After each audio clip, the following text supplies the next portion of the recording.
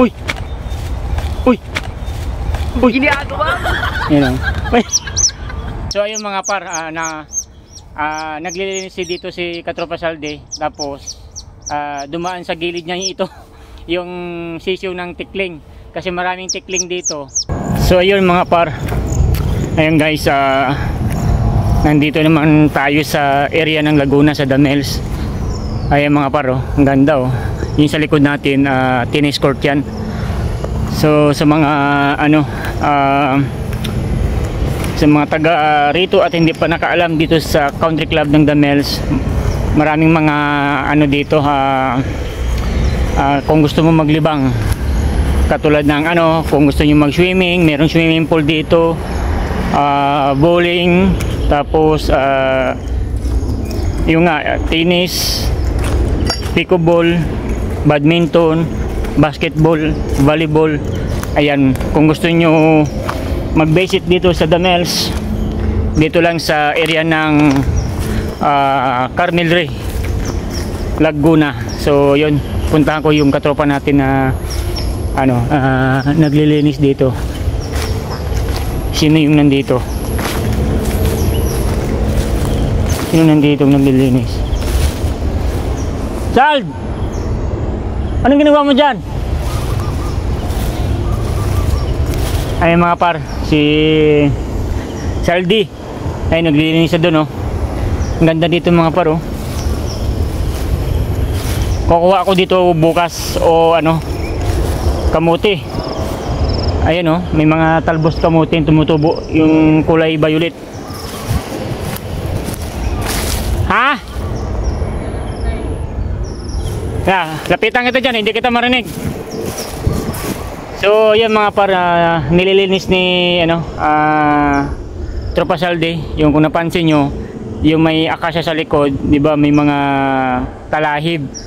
So yun ditong area malinis na. Alright, yan, maraming salamat sa maintenance dito sa Damels. Dito si Saldi. Saan si kayo Arnel? Ha? Umuwi na pala yung kasamahan niya. Uy, kala ko basa. Ano inuhukay mo dyan? Nagtatanim pala siya ng saging mga par. Katulad yan, oh. Yan, no? Ayos. Yung silo natin, bayawak, may nadali? Ha? Kanina, tinignan ko wala, ewan ko lang ngayon. May nahuli ako doon sisyo ng tikling. Saan na? Saan? Ayun, umiyak sa saging. Sisyo ng tikling? Ayan. So, yun mga baro. Isang tabil mo na. Dapat dito tas may saging sa tanim mo yung saging. Dito di pa pisto. Dito. Yan, dyan ka para maganda yung background pang thumbnail natin. May nagtatanim ng saging. Ayan. Yan, ganyan ka. Touch up. Na yung tinanim ng saging. Yan. So ayun mga par, si Katropa Saldi, nagtatanim siya ng saging dito. Anong saging to par? Saba. Saging saba. So yun, nilinis nila. Kayo dalawa dito ni kayo Arnel naglinis. Ginamitan nila ng grass cutter, no? Grass cutter. Tsaka pangtabas. Kung napansin nyo naman ng par, ang haba ng talahib. Ayan. Yun sa likod ng puno akasya. So dito kami nakakahuli minsan ng bayawak, katulad ng mga chicken labuyo. So tara par, suman mo ko kasi may nahuli daw siyang tikling mga par na sisiw. Ilang piraso? Isa yun. Saan mo nakita? Dumaan doon sa akin. Dumaan. Habang magsama sila ng nanay niya. Sino ng nanay? Malis? Malis.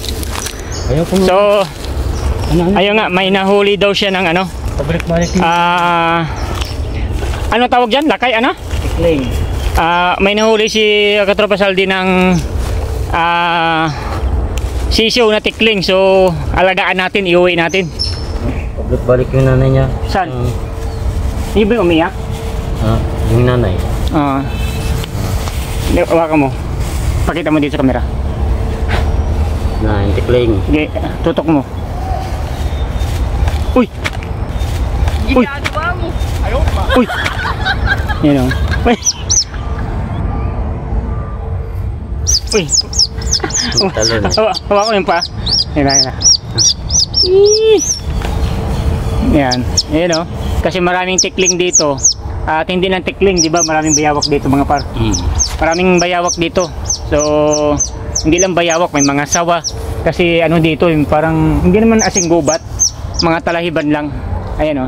Si Katubasaldi kasama niya dito si Kayo Arnel. Kaso umuwi na, di ba? Si Kayo Arnel. Malinis na ngayon. Gawa ng Mabubuhay pa kaya to pag-alagaan? buhay. Ah, Buhay. laki ng puso oh. Wow.